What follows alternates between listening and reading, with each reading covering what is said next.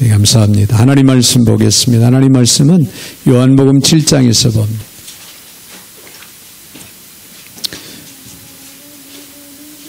요한복음 7장 1절로 9절까지 제가 받들어 봉독에 올리겠습니다. 그 후에 예수께서 갈릴리에서 다니시고 유대에서 다니려 아니하심은 유대인들이 죽이려 함이러라. 유대인의 명절인 초막절이 가까운지라. 그 형제들이 예수께 이르되 당신 행하는 일을 제자들도 보게 여기를 떠나 유대로 가소서.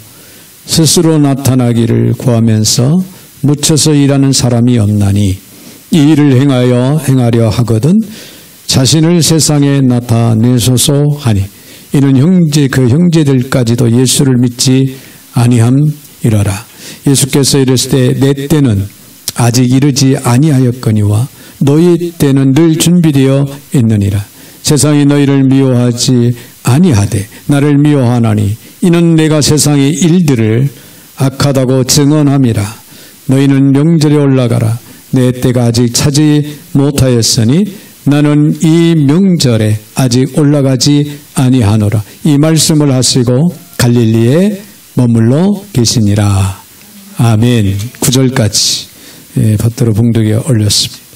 사랑의 하나님, 감사 영광 찬양 올려 드립니다. 오늘도 좋은 날, 주님의 날 저희들이 허락하시고 주의 이름으로 하나님의 전을 찾으며 저들이 영으로 한마음 되어 예배하며 영광 올릴 수 있는 복 주신 하나님, 이 시간도 하늘을 여시고 신령한 은혜와 축복 가운데 성령으로 말씀으로 저희들 세워주셔서 언제나 말씀 가운데 바로서 바로 행할 수 있는 삶을 살아가는 신실하고 거룩한 주의 백성들 모두가 다 되게 하여 주옵소서. 오늘도 부족한 정의 입술을 주관하시고 사용하시되 우리 하나님 홀로 영광을 받아 주시옵소서. 예수님의 이름으로 기도하옵나이다. 아멘. 할렐루야. 때 우리 한번 옆에 분들하고 인사할 때 이렇게 한번 인사하겠습니다. 우리에게는 기회가 있습니다. 할렐루야. 여러분, 기회가 있다고 하는 것은 희망이 있다는 겁니다. 희망을 여러분 영적으로나 육적으로나 하나님이 주시는 기회가 우리 모두에게는 있다고 하는 사실을 기억하면서 내 희망을 갖고 소망적인 그런 삶을 살아갈 수 있기를 바랍니다.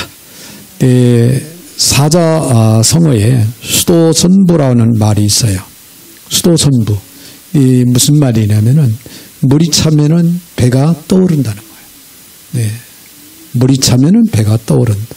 즉 내공을 쌓아 기다리면은 큰 일도 어렵지 않게 이룰 수 있다고 하는 그런 가르침의 말씀이 아닌가 그렇게 생각을 해봅니다.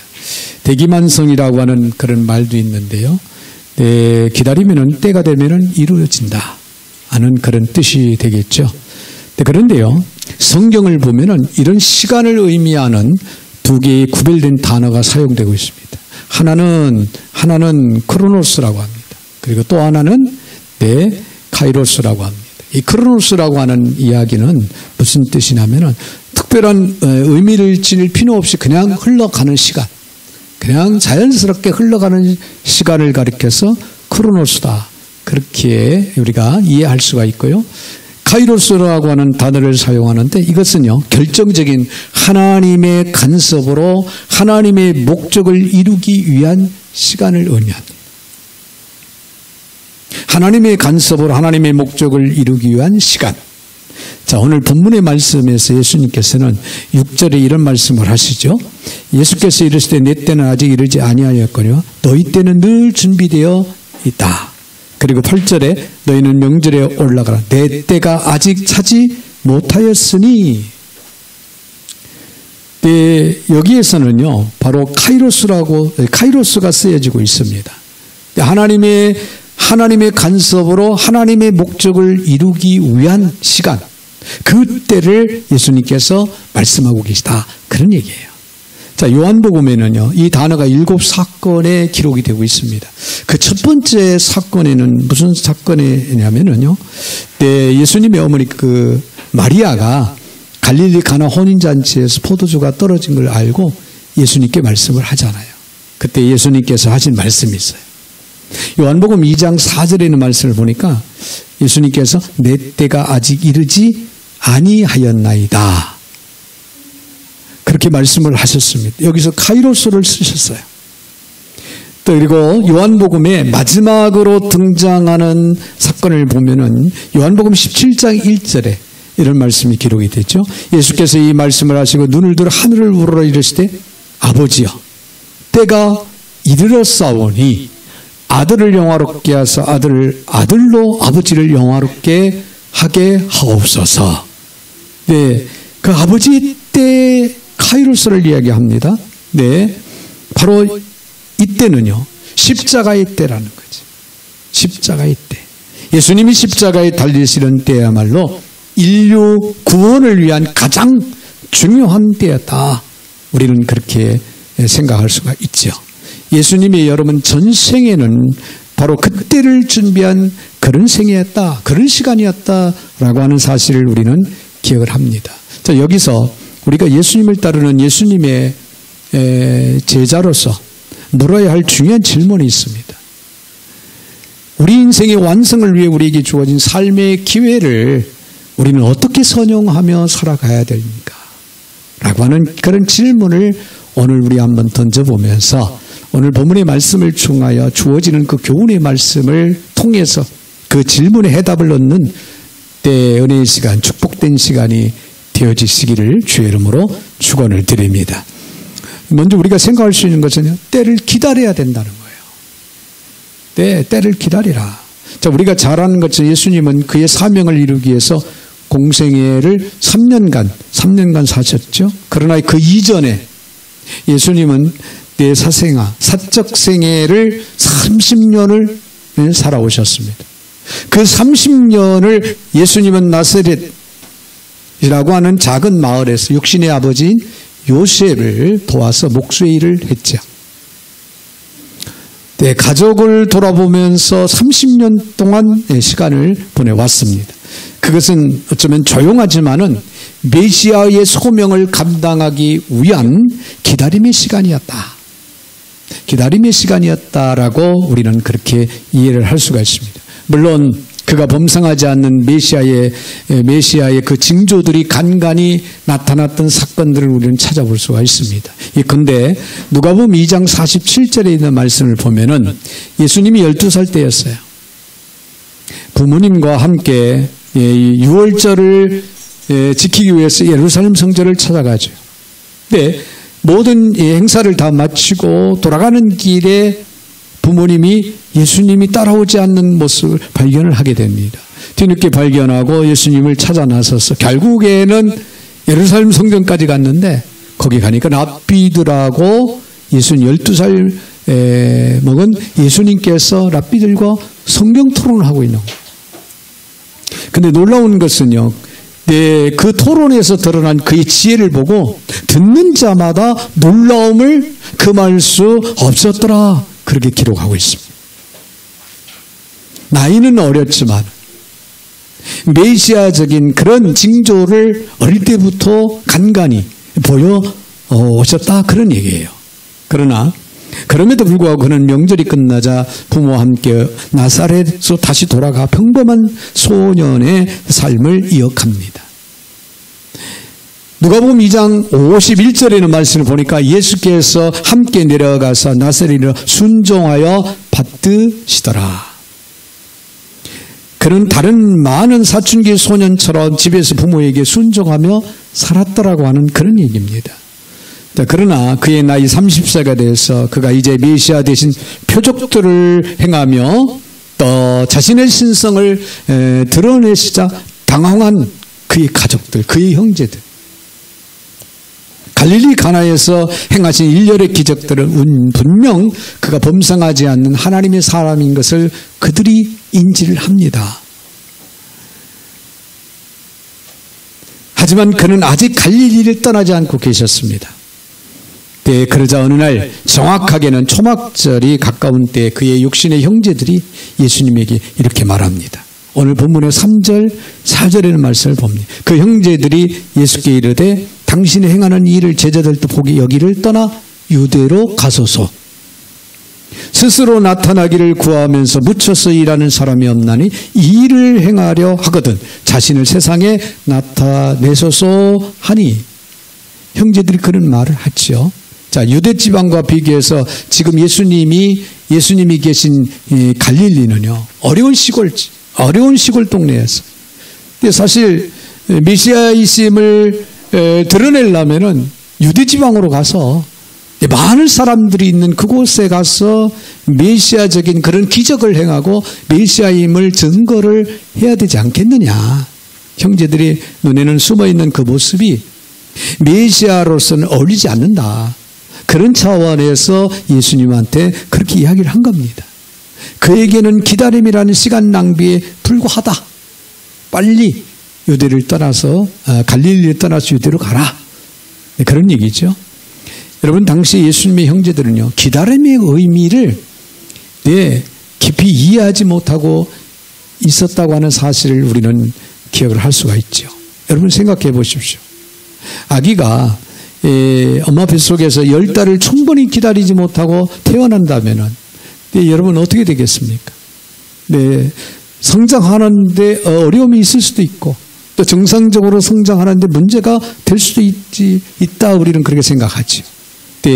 소위 천재 아동은요, 아동으로 불리며 제대로 된 교육 과정을 밟지 못하고 반짝 스타로 군림하던 그런 사람들이요, 후일 사회에 별로 기여하지 못하는 그런 사례가 주는 교훈이 여러분 무엇이겠습니까? 과정을 차곡차곡 밟아서 자신을 성숙시키는 기다림의 그 중요성을 우리에게 깨닫게 해주는 그런 이야기가 아닌가 그렇게 생각을 해봅니다. 여러분, 기다림의 반대는 뭘까요? 서두름입니다. 서두름. 원어적으로는 서두름이 결국은 시간을 낭비한다고 하는 그런 말의 뜻을 지니고 있는 걸 우리가 찾아볼 수가 있는데요. 여러분, 급할수록 천천히 가라, 천천히 하라, 이런 말도 있죠.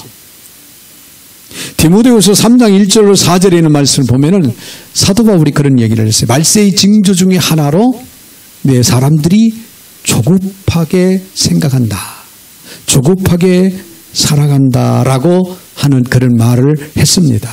여러분, 조급하면요, 결과적으로 영적으로 유익되지 못하다, 하나님의 때를 놓치게 하는 우를 범할 수 있다, 그런 가르침입니다. 우리 신앙의 선배들은 그들이 배워야 할 중요한 그 믿음의 레슨 중에 하나가요, 하나님의 때라고 하는 거예요. 하나님의 때를 기다릴 줄 아는 것이라고 가르치고 있습니다.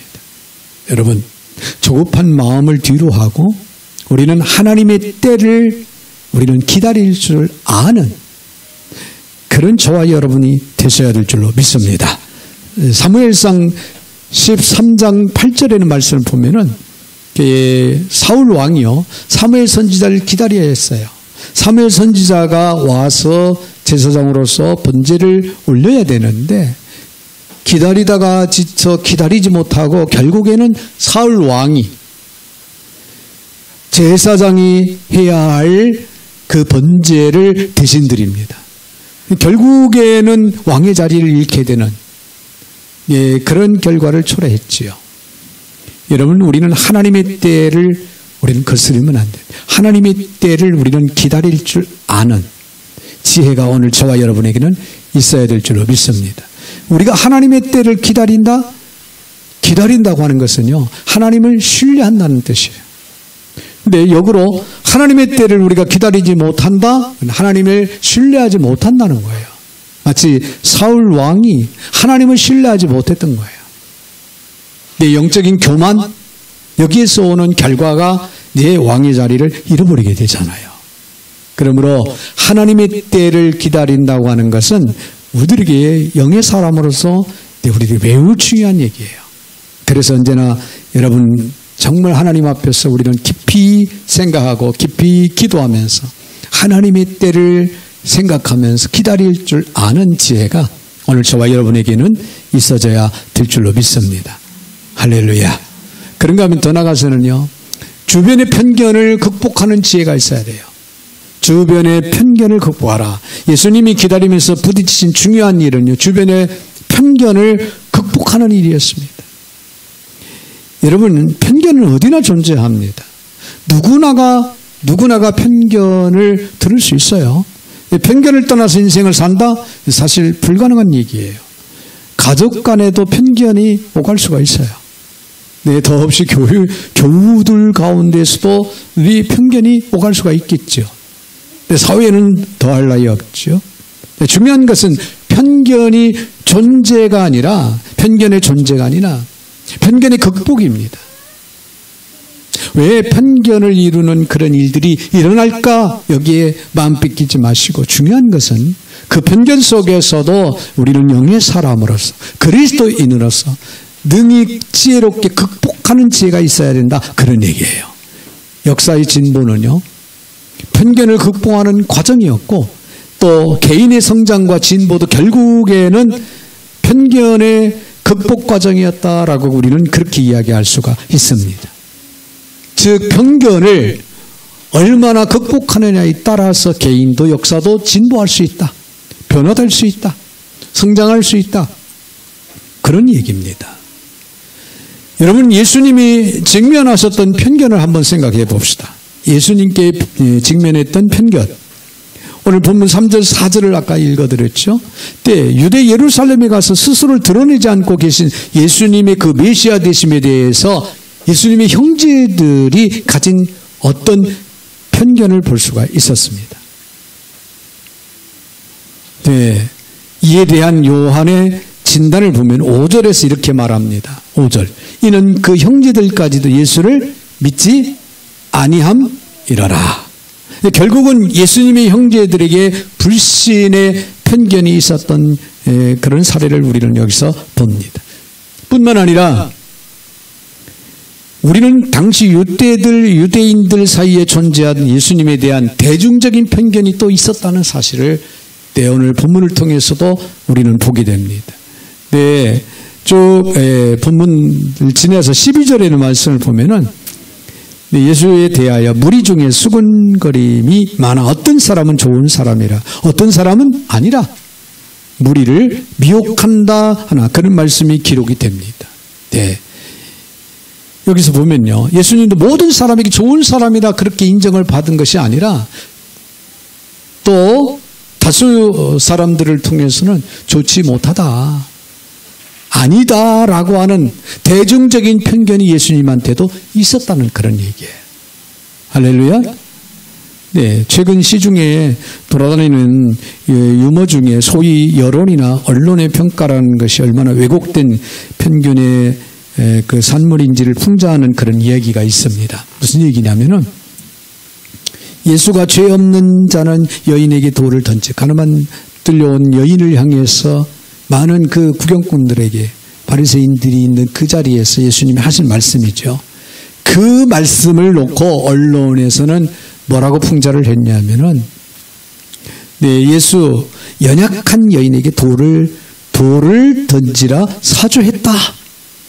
네, 그렇게 이야기를 하고 보도하고 있다고 합니다.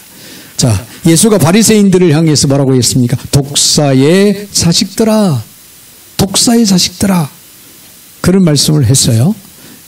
그러자 한 언론은 예수 막말하다 그렇게 보도했다고 합니다. 네. 그리고 이순신 장군이 내 죽음을 아무에게도 알리지 말라, 그 말을 두고 언론에서는 이순신 부하들에게 거짓말하도록 지시했다, 도덕성 논란의 일파만파라고 보도를 했다고 합니다. 그리고 최영 장군이 황금 보기를 돌같이 하라 라고 하는 그런 말을 했는데, 언론에서는 최영 돌을 황금으로 속여 팔아 거액 챙긴 의혹이다 그렇게 보도했다고 하는, 그런 풍자하는 편견을 풍자하는 그런 이야기가 인터넷에 돌고 있다고 하는 그런 얘기예요. 여러분, 예수님은요, 이 땅에 계실 때 당신에 대한 여러 편견을 직면하면서 결국에는 십자가의 길을 묵묵히 그는 가졌습니다. 십자가의 길, 인류를 구원하고자 하는 더 큰 소명으로 인해서 자신에 대한 편견을 뛰어넘은 거예요. 그것을 극복하고 그 편견까지 다 짊어지고 십자가 사형에서 돌아가심으로 그런 모든 인류를 구원하는 구주가 되신 거예요. 할렐루야. 할렐루야. 그래서 여러분, 편견의 돌판매가 날아올 때 우리를 견디게 하는 것이 여러분 무엇인 줄 압니까? 사명입니다. 사명. 우리에게 하나님 앞에 우리에게 주어진 그 사명만 확실하게 우리가 사명이 있다면 어떤 편견도 우리는 뛰어넘을 수 있다는 것, 극복할 수 있다고 하는 사실. 예수님은 그 사명 성취의 때를 바라보심으로 묵묵히 형제들의 편견, 불신에 대한 편견, 대중적인 편견도 극복하고 그 사명을 잘 감당했던 그런 사례를 우리는 분명히 볼 수 있다는 거예요. 그래서 사도 바울이 사도행전 20장 24절에서 이렇게 고백을 합니다. 주 예수께 받은 사명, 곧 하나님의 은혜의 복음을 증거하는 일을 마치려 하면은 나의 생명조차도 조금도 귀한 것을 여기지 아니하노라. 할렐루야. 사명을 생명보다 더 귀하게 여겼어. 그래서 사도 바울도 보면요, 그 사명감 때문에 결국에는 많은 사람들의 비웃음과 손가락질과 야유, 그 편견 속에서 굴하지 않고 그는 마지막 순교자의 정신을 가지고 복음을 청하다가 순교했습니다. 여러분, 사명 성취, 사명을 향한 뜨거운 열정, 이것이 바로 우리를 향한 편견을 이기게 하고 극복하게, 뛰어넘을 수 있게 한다고 하는 사실을 우리가 기억을 하면서, 여러분, 주변의 편견을 우리는 극복해야 된다고 하는 것을 잊지 마시기를 바랍니다. 더 나아가서는요, 때를 맞는 준비를 해야 된다는 거예요. 때를 맞이할 준비가 필요하다. 앞서 살펴본 것처럼 예수님은 갈릴리에서 기다림의 시간을 가지고 계셨죠. 그러나 그것이 예수님이 아무것도 안 하셨다, 그런 얘기는 아니에요. 기다림은 무의도식을 뜻하지 않습니다. 밥만 축내고 아무 일도 하지 않는 그런 것을 의미하지 않습니다. 그는 꾸준히 하나님 아버지의 시간표를 따라서 자신의 사역을 차곡차곡 차분하게 준비해 오셨다고 하는 사실이에요. 사람들은 잘 알려진 무대에서 많은 청중들을 대상으로 공개적인 행동을 한 것을 사역이라고 그렇게 생각을 합니다. 그러나 예수님은 유대보다도 갈릴리에서 소수의 사람들을 대상으로 은밀하게 기적사역을 계속해서 해오셨고, 드디어 이제 공생의 복음의 사역을 위해서 묵묵히 은밀하게 그런 준비를 해오셨다는 거예요. 때에 맞는 준비를 하셨다. 그의 때는 사람들의 때와 달랐고, 그의 방법은 사람들의 방법과 달랐다. 6절에 있는 말씀을 보면 예수님께서 이르시되 내 때는 아직 이르지 아니하였거니와 너희 때는 늘 준비되어 있느니라. 그러나 이 말씀이 그가 다가오는 역사적 상황에서 도피하겠다는 그런 선언은 결코 아닙니다. 10절에 있는 말씀을 올라가서요, 보면은 그 형제들이 명절에 올라간 후에 자기도 올라가시되 나타나지 않고 은밀히 가시니라. 은밀히 가시니라, 그런 말씀이 기록이 되고 있죠. 결정적인 그의 때가 오기까지 예수님은 은밀히 자신의 사역을 준비하고 계셨다라고 하는 그런 말씀인 줄 압니다. 여러분, 중국에 강태공의 이야기가 있습니다. 강태공 하면 우리는 낚시의 신, 또 낚시의 광, 그런 뜻을 가지고 있는데요. 이 강태군 본명은 이 강상, 여상이라고도 불렀다고 합니다. 주나라의 문왕의 초빙을 받아서 이 강태공이, 이 여상이 쉽게 말하면 그 왕의 스승이 되었다. 그래서 무왕을 도와서 천하를 평정하는 그런 아주 놀라운 일을 했던 사람이 강태공이다, 이렇게 전설적으로 이렇게 전해지고 있는데요. 이 강태공은 나라를 바로 세우겠다는 뜻을 그는 늘 품고 있었다고 합니다. 그는 그 뜻을 이룰 때를 기다렸습니다. 그래서 늘 낚시를 좋아해서 그는 낚싯대를 물 위에 띄우고 낚시질을 이제 하고 있었습니다. 그런데 지나가던 사람이 이상하게 여겨졌어요. 때에 낚시질을 어떤 집중적으로 하는 것이 아니라 때에 물 위에 낚싯대를 띄워놓고는 그냥 멍 때린 것처럼 그러고 있는 거예요. 그 모습을 보고 왜 고돈 낚싯대를 물 위에 올려놓고 낚시질을 하고 있나요? 하고 물었더니 강태공이 대답하기를 이런 대답을 한 거예요. 나는 고기를 낚는 것이 아니라 세상을 낚고 있습니다. 나는 고기를 낚고 있는 것이 아니라 세상을 낚고 있습니다. 즉 내공을 쌓고 있었다, 그런 뜻이에요. 우리는 모두 역사의 무대에서 각광받는 삶을 선망할지 모릅니다. 그러나 정말 보이지 않는 곳에서 내공을 쌓으며 자신의 일을 은밀하고 성실하게 준비하는 사람들은 그다지 많지 않습니다. 중요한 것은요, 충분한 준비를 통해서 결정적인 때에 하나님의 뜻, 그 사명을 성취하고 하나님이 기뻐하시는 그 사역을 이루어 가야 된다는 사실입니다. 예수님의 생애를 우리 다시 한번 주목을 해보면요, 30년의 그 사적인 준비의 시간, 또 3년간의 공생이, 특히 마지막 십자가를 지시기 전 예루살렘에서의 열흘간의 사역, 그리고 그분이 마지막 십자가의 상에서 남기신 말씀을 보면요, 뭐라고 그래요? 다 이루었다. 다 이루었다. 인간적으로 볼 때는요, 그는 너무 짧은 시간을 사셨지만은 그에게는 사명을 성취하기에 충분한 시간이었다는 거예요. 중요한 것은 오래 사는 것이 아니라 하나님의 뜻을 이루고 하나님의 때에 하나님의 뜻을 이루고 떠나는 것이 진정한 인생을 아름답게 살아가는 길이고 행복한 삶을 살아가는 길이다고 하는 사실을 우리는 기억을 해야 될 줄 믿습니다. 사랑하는 여러분, 여러분이 오늘의 시간을 어떻게 사용하고 있습니까? 진정 하나님의 뜻 안에서 하나님의 뜻을 이루고자 하는 그런 시간으로 우리는 살아가고 있는지. 저는 개인적으로 목회를 참 오랫동안 40년이라는 세월을 나름 달려온 것 같아요.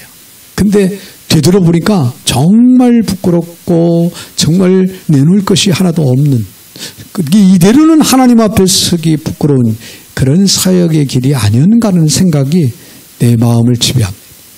그런데 이곳에 와서요, 요즘에는 끝없이 지금 5개월이 넘도록 할 일이 이렇게 산적해 있는 것을 보고 어찌 이렇게 끝없이 일이 계속 있을까? 겉에 보면은요, 건물이 어떻습니까? 멀쩡하게 보이잖아요. 멀쩡하게 보이고 누가 봐도 걱정할 게 없겠네, 이렇게 생각이 들어지는데 내부를 보니까 위에서부터 밑에까지 제가 계획을 쫙 했어요. 딱 훑어 내려오니까 뭘 손 봐야 되겠다는 일들이 쫙 나오더라고요. 근데 그걸 하나하나 오는데 지금 이제 1층까지 간 거예요. 1층까지 갔어요. 근데 1층 가서 1층에는 이제 커피숍을 무료로 하는 커피숍을 만들어서 무료로 운영을 해야겠다, 이렇게 생각했는데 너무 습한 거예요. 장마철에 보니까. 그래서 이거 불가하다. 그래서 생각을 바꿔서 탁구장으로 바꿔놨어요. 근데 한편 좀 수고를 했어요. 이 커피숍을 하려면 또 시설을 하려면 돈도 많이 들어가고 또 그건 기술적인 면이 필요한데 탁구장은 다 긁어내고 청소하고 탁구대만 놓으면 되니까. 그랬더니 웬일입니까? 또 그냥 역류해서 물 난리가 나고 또 보일러가요, 한 건도 아니고 2건, 3건이 터졌어요. 보일러가. 중대 보일러기 때문에 돈도 많이 들어가지만은 손을 어떻게 댈 수가 없어요. 3건 중에 2건은 제가 해결했지만은 끝이 없는 거예요. 근데 이거 끝나면 그러면 다 끝나느냐? 이제 주차장 보수를 해야 돼요. 보수, 그 다음에 또 칠을 해야 돼요. 이건 가을로 미뤘습니다. 그런데 한 가지, 제 간증입니다. 주의 뜻을 위해서, 이게 하나님 앞에 드려진 건물이기 때문에 이곳에서 하나님의 나라가 선포되고 또 하나님의 복음의 사역이 이루어지고 선교 비전을 이루어가는 그런 건물, 그런 장소, 그런 현장이 되어야 된다는 거죠. 그를 위해서, 그것을 위해서 나름 일을 하고 있다라고 생각하니까 몸은 힘은 들어도요, 마음이 얼마나 행복한지 몰랍니다. 선교사님들 다녀갈 때마다 너무나도 행복한 거예요. 이 선교사님들이 너무나도 본인들의 그 사역에 대해서 간단하게 듣지만은 정말 훌륭한 분들이 와요. 하나같이 훌륭하신 분들, 감히 저는 흉내도 못 낼 그런 훌륭한 분들이 오셔서 그 사역의 흐름을 이야기 들을 때마다 제가 정말 이 마지막 때 하나님이 나에게 이런 깨달음을 자꾸 은혜를 주시는가. 설교 몇 편을 듣는 것보다도 더 귀한 은혜를 제가 받고 있습니다. 그러면서 더 열심히 선교사님들을 섬겨야 되겠다. 최선을 다해서 정리를 해야 되겠다. 그런 생각을 이제 갖게 됩니다. 그래서 몸은 힘들지만은 하나님의 뜻을 이루고자 하는 시간을 내가 보내고 있구나 하는 그런 생각을 가지면서 용기를 갖고 또 보람을 느끼고 얼마나 행복한지 모릅니다. 사랑하는 여러분, 우리 함께 고민합시다. 그리고 준비된 삶을 살아갑시다.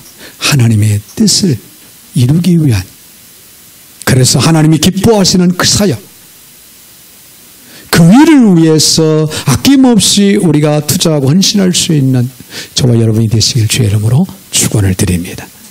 거룩하신 하나님, 참으로 감사를 드립니다. 오늘도 저희들 사랑 가운데 불러주시고 귀한 말씀으로 함께 하시는 주님, 하나님의 때를 저들이 기다리며 철저하게 편견을 극복하며 이겨나가며 준비할 수 있게 하여 주셔서 하나님의 때, 하나님의 뜻을 온전히 이루어드리는 귀한 도구들, 귀한 일꾼들이 다 될 수 있도록 복의 복을 더하여 주시옵소서. 예수님의 이름으로 축복하며 기도하옵나이다. 아멘. 아멘.